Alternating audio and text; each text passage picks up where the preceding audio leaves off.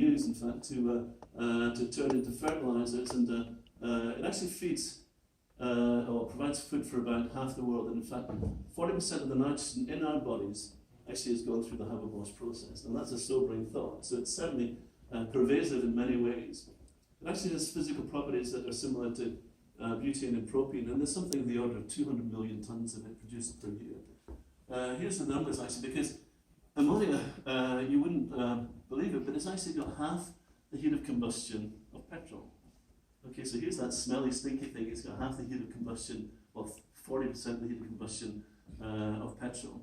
And here's, this is from the BP statistical view, only got to 2013. But we got diesel, we got air, we got hydroelectric, renewables, of course that's taken off quickly, and nuclear. So if we burned all the money that we had, this is actually where money actually comes on the graph with the amount that we're actually producing already worldwide. Okay, so it's a significant fuel. And so I want to finish by being perhaps a little bit philosophical, actually, because and let's get rid of these ones here. Actually, if you look at the four that I've got left on the screen here: hydroelectric, solar, marine, and wind. What we're doing is we're using sun, air, and water. You might call them the global commons. That's what we're using, and the great thing about them is that they're essentially ubiquitous. And rather than saying I'm going to work with lithium batteries or sodium batteries, just ask the simple question: can we actually use the global commons to store energy? Okay, so the answer is very much a yes. Hydroelectric storage, that was there on the graph actually. When you've got hydroelectric storage, you can actually pump the water uphill when you've got excess electricity, bring it back down again to power the turbines. And this is gravitational energy energized water.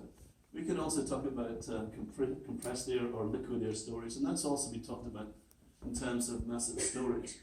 But mechanical energy is in fact not as good as chemical energy.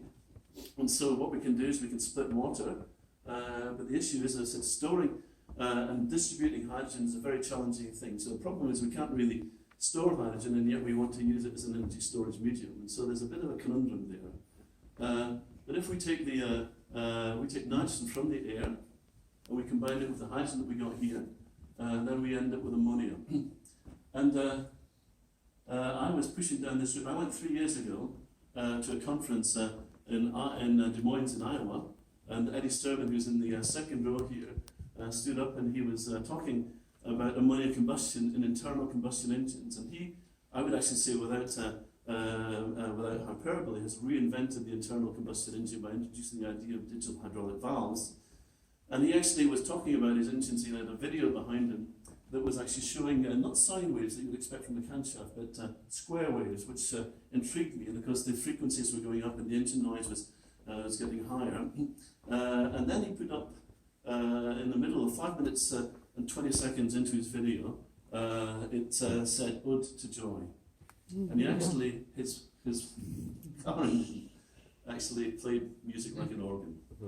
Well, I actually laughed out loud. I thought, he's got it. And since then, actually, they're on their way to India, and they're there talking with us about innovation opportunities that we can do, and with Anthony here, in terms of bringing forward these ideas. Because if I look at this power here, and I compare it with petrol, it's about half.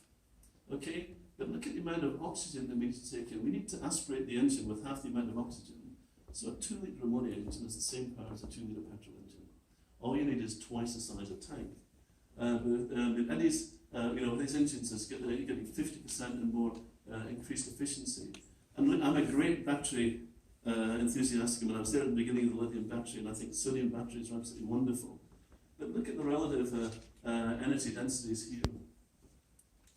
220 watt-hours per kilogram, 5,180, 25 times the amount. So that footprint, that Tesla's footprint of 1.5 hectares for the RAL reception is actually a 4 meter by 4 meter footprint for the ammonia next to R75. And we will get the same power out as and store the same energy as Elon Musk would do in that big power pack. He's got the PR, but we've got the thermodynamics.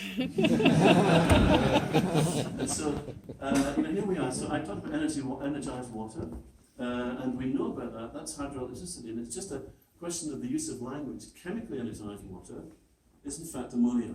And I'm going to leave you with this slide here, because what we're doing is we're taking air hydride 1, which is actually ammonia, and turning it into air hydride 2. We're actually just taking the atmosphere, switching it around. So when we burn in our ammonia engines, and he can do that, he's the only one who can, then all that comes out the back is N2 and water. And you talk about NOxes, well, the engine temperature is actually below 2000 Kelvin, way below, so you actually don't get the NOxes. But if you're thinking about NOxes, you actually get more coming out of a petrol engine because you're actually aspirating more air at the time. Anyway, so here's a lovely closed circle here. Mentioned about Eddie and Carl's, Sturman's ammonia combustion. We're looking at ammonia cracking. We're also working on safe ammonia synthesis.